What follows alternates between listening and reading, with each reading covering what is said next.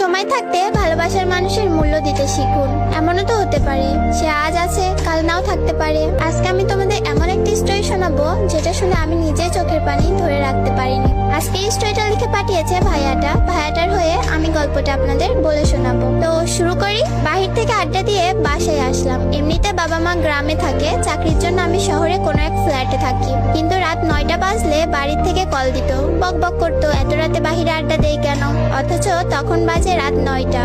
আসলে 9টা তেমন বেশি না, তবে পরিবারের কাছে একটা চিন্তার বিষয়। কি করে সে? যাই হোক, বাসায় ঢুকে ফ্রেশ হলাম, তখনই মোবাইলটা কেঁপে উঠলো। যে দেখি প্রিয় মানুষটার কলটা রিসিভ করলাম ভয়ে ভয়ে, কেননা একটু আগে তাকে রিক্সাতে উঠিয়ে দিয়েছি বাসার দিকে। আর এত জলদি কল রিসিভ করার পর সোজা বলে উঠলো, নিচে আয়, তাও তুই করে। আমি বলছি কেন? তার একটাই কথা, তুই নিচে নামবি নাকি আমি তোর বাসায় আসবো। বাসায় বারান্দায় গিয়ে দেখি রিক্সা নিয়ে বসা সে। তার বায়না তাকে বাসায় দিয়ে আসতে হবে। বললাম তুমি আগে কেন বলনি? তার এক কথা, নিচে নামবি না বাসায় ঢুকবো। বাসা থেকে বের হওয়াটা সহজ নয়, কেননা বাড়িওয়ালা করা নির্দেশ রাত 11টার পর বাহিরে থাকতে পারবো না, আর থাকলেও গেট লক হয়ে যাবে, ঢুকতে পারবো না। যাই হোক, রাত বাজে 9টা, হাতে এখনো আরো 2 ঘন্টা সময়। বের হয়ে রিক্সায় উঠে তাকে তার বাসায় নামিয়ে দেয়, আর সে ততক্ষণ আমার কাঁধে মাথা রেখে তার স্বপ্নের কথা বলে যাচ্ছে। দেখতে দেখতে তার বাসার সামনে চলে আসলাম। পরের দিন কল, আজকে কি ঘুরতে বের হবা? আমি বললাম আজ অফিস আছে, তারপরের দিন যাব। সে বলল আচ্ছা ঠিক আছে।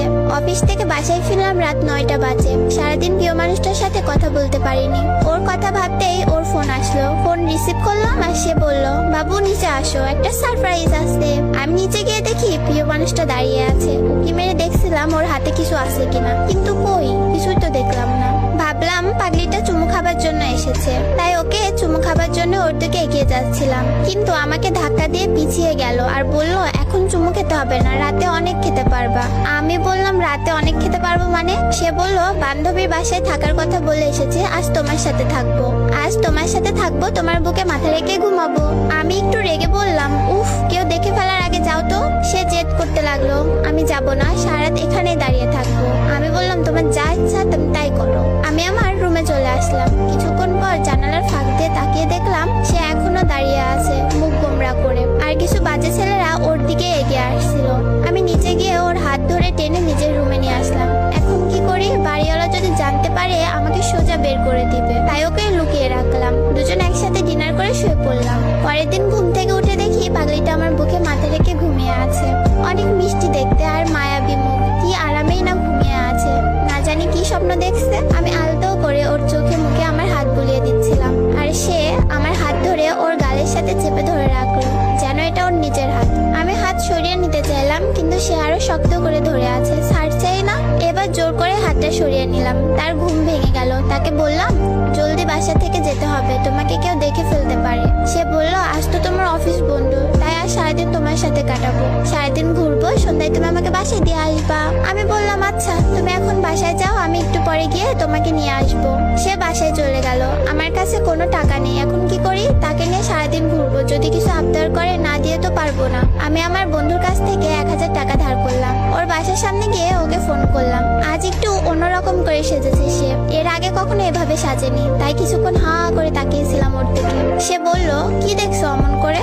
আমি বললাম আজ তোমাকে অনেক সুন্দর লাগছে, চোখ সরাতে পারছি না। সে মিষ্টি একটা হাসি দিয়েই বলল দেখতে হবে না, বউটা কার?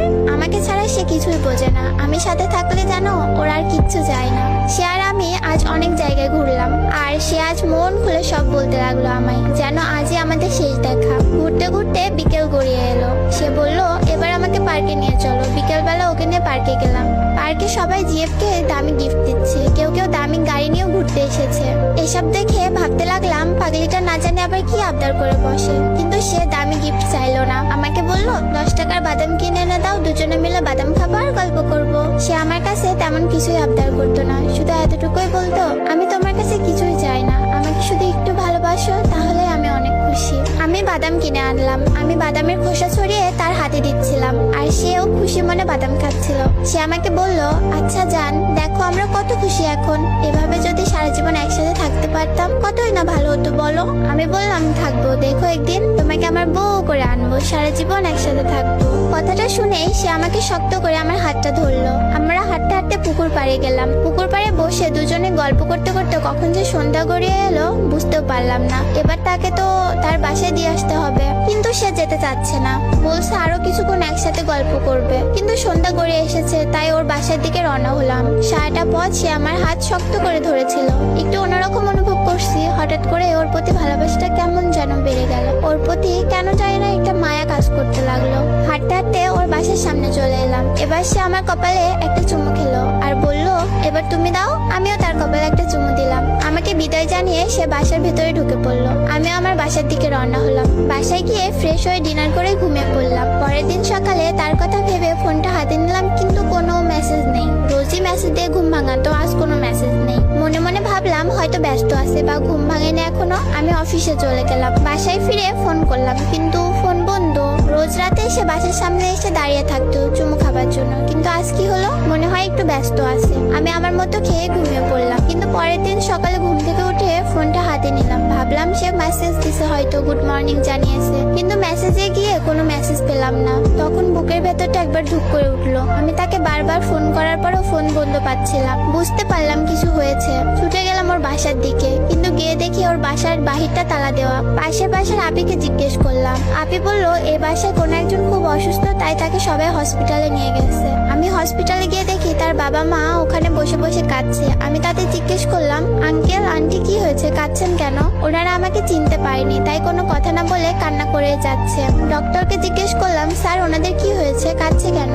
ডক্টর বলল, ওনাদের মেয়ের ক্যান্সার ধরা পড়েছে। এই কথা শোনার পর আমার হাহাকারটা আরো বেড়ে গেল। আমি রুমের দরজার কাছ দিয়ে ভেতরে তাকালাম। ভেতরে আমার মানুষটা শুয়ে আছে। তখন খুব ইচ্ছা করছিল ভেতরে গিয়ে তাকে জড়িয়ে ধরতে, তার কপালে একটা চুমু খেতে, কিন্তু বাইরে ওর মা বাবা, তাই পারিনি। আমি আর কোথাও যাইনি তাকে ছেড়ে। যদি ওর কিছু হয়ে যায়, হসপিটালের বাইরেই অপেক্ষা করতে লাগলাম পাগলিটার জন্য। আর প্রার্থনা করতে লাগলাম, আল্লাহ তুমি আমার ভালোবাসার মানুষটাকে আমার কাছে ফিরিয়ে দাও। সারাদিন ওখানেই কেটে গেল। কিছু খাইনি, কিছু খেতে পারছি না, খাবার গিলতেও পারি না। রাত হয়ে গেল। আমি তার রুমের সামনে বসে রইলাম। পরের দিন সকালে কোনো এক কান্নার শব্দে ঘুমটা ভেঙে গেল। চোখ খুলতে দেখি তার বাবা মা অনেক কান্না করছে। ওদের আরো কিছু আত্মীয় স্বজনও ছিল। সবার কান্নাকাটি দেখে অনেক ভয় করছিল আমার। আস্তে আস্তে ওর রুমের দিকে এগিয়ে গেলাম। এবার দরজার ফাঁক দিয়ে ভেতরে তাকালাম। তাকিয়ে দেখি সে আর বেঁচে নেই, না ফেরার দেশে চলে গেছে। আমি কান্না করতে পারছি না, কি করবো বুঝতে পারছি না। বিশ্বাস করতে পারছি না যে প্রিয় মানুষটা আর বেঁচে নেই। তখন মনে হচ্ছিল কেউ আমার বুকের মধ্যে হাতুড়ি পিটাচ্ছে। সকাল 10টা বাজে তার জানাজা হলো। সেদিন আমার সারাটা দিন কিভাবে কেটেছিল মনে নেই। এবার হাঁটতে শুরু করলাম। কোথায় যাচ্ছে নিজেও জানি না। বুকের বাঁ পাশে তীব্র ব্যথা করছে। ভিড়ের মধ্যে নিজেকে খুব একা মনে হচ্ছিল। মনে হচ্ছিল আমার জীবন থেকে অনেক বড় কিছু হারিয়ে ফেলেছি। হাঁটতে হাঁটতে পৌঁছে গেলাম পুকুর পাড়ে, যেখানে বসে রোজ আমি তার সাথে গল্প করতাম। আকাশে তখন মিটি মিটি তারা জ্বলছে। তারার দিকে তাকিয়ে রইলাম। চলে গেলাম কল্পনার রাজ্যে। প্রিয়টার সাথে কাটানোর সময়গুলোর কথা ভাবতে লাগলাম। সেখানে বসে রোজ আমি তার সাথে কত গল্প করতাম। এখন আর কেউ মেসেজ দিয়ে গুড মর্নিং বলে ঘুম ভাঙাবে না। কেউ রোজ রাতে এসে বলবে না, জান আমার কপালে একটা চুমু দাও। এখন কেউ আর আমার বুকে মাথা রেখে ঘুমাবে না। এভাবে ভাবতেই চোখের পানি গড়িয়ে পড়তে লাগলো।